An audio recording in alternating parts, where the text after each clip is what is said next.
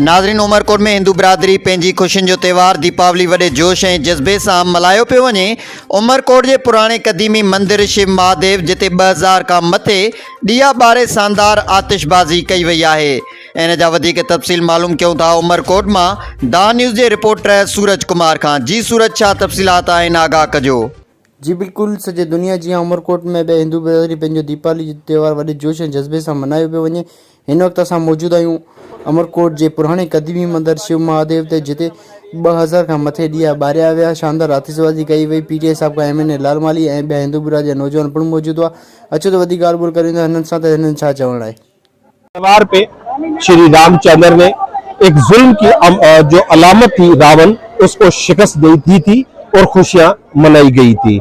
इस मौके पर हम प्रार्थना करते हैं कि हमारे मुल्क के अवाम और हमारे मुल्क में भी इस तरह की रोशनियां हो, खुशहाली हो और जुल्म और जबर का खात्मा हो। और उसके साथ साथ पूरी दुनिया में जहाँ जहाँ मजालिम होते हैं, जहाँ पे इंसानी हकूक की वायलेशंस होती हैं, वो चाहे फलस्तीन हो, चाहे कश्मीर हो, चाहे हमारे मुल्क में भी जो बराबरी होती है, उसका खात्मा हो और इंसानों को उनके हुकूक मिले। आज दिवाली जो असां सनातन धर्म वारनि सभिनी खे लख लख वाधायूं। इन खुशी श्री रामचंद्र जी 14 साल बनवास कटी वापस आया, उनकी खुशी में ॾियारी मल्हायूं था। घर घर में हर माण्हू खे प्यार ऐं मोहब्बत जो पैगाम आहे। सुख ऐं शांति आनंद सां रहो ऐं असांजे प्यारे पाकिस्तान के भी सदाईं खुश ऐं आनंद में रखे। इन्हनि जी असांजी पूरी गवर्नमेंट जी भी सिफारिश आहे, फैसिलिटी आहे, बिल्कुल असांखे हक़ जी आज़ादी आहे। गवर्नमेंट जी भी फुल असांखे सपोर्ट भी आहे। मुंहिंजी उमिरि हींअर 50 साल आहे। मूंखे 50 साल थी विया आहिनि। असां जेको हर साल त्योहार मल्हाईंदा आहियूं तक़रीबन। कॾहिं को अहिड़ो का वाक़ियो को अहिड़ी का ॻाल्हि कोन थी आहे। ऐं तमामु ख़ुशि असलूबी खां माना इहे त्योहार मल्हाया वेंदा आहिनि माना, ठीकु आहे। ऐं बिल्कुलु असांखे माना तहफ़ुज़ आहे, इन ॻाल्हि जो को डिॼ कोन्हे, का शइ कोन्हे माना। ऐं बिल्कुलु माना सिक्योर आहियूं माना। साल जेके बि त्योहार थींदा न, ॾियारी हुजे, होली हुजे, जन्माष्टमी हुजे, जेके बि त्योहार हुजनि उहे असां माना तमामु धामधूम सां मल्हाईंदा आहियूं।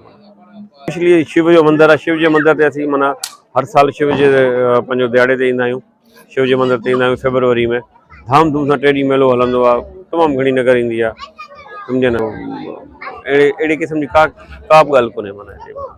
हिंदू सनातन जो वॾे में वॾो त्योहार जेका दीपावली जेका श्री राम सतयुग खां वठी जेका इंडिया जे अंदरि अयोध्या में जेका 14 साल बनवास कटे, जेका उन्हीं जी ख़ुशी जे अंदरि जेका असां दिवाली मल्हाईंदा आहियूं। उन्हीं सिलसिले जे अंदरि पाकिस्तान एशिया जे अंदरि सभ खां वॾे में वॾो महादेव मंदिर, जिते असां 2000 ॾिया ॿारे आतिशबाज़ी जो मुज़ाहिरो करे हर हिंदू तोड़े असां इन मंदिर जे अंदरि बिल्कुलु आज़ादी सां ऐं फ्रीडम सां पंहिंजो त्योहार मल्हाए रहिया आहियूं। ॾियारी असांजो वॾे वॾो त्योहार आहे। ऐं हिते असांजा सभु सिटी जा मौजूदु महिमान आया हुआ, MNA लालमाली साहब ऐं सभु। दिलवारन जी दिवाली आहे दिलवारन के, दिलवारन जी दिवाली आहे दिलवारन के।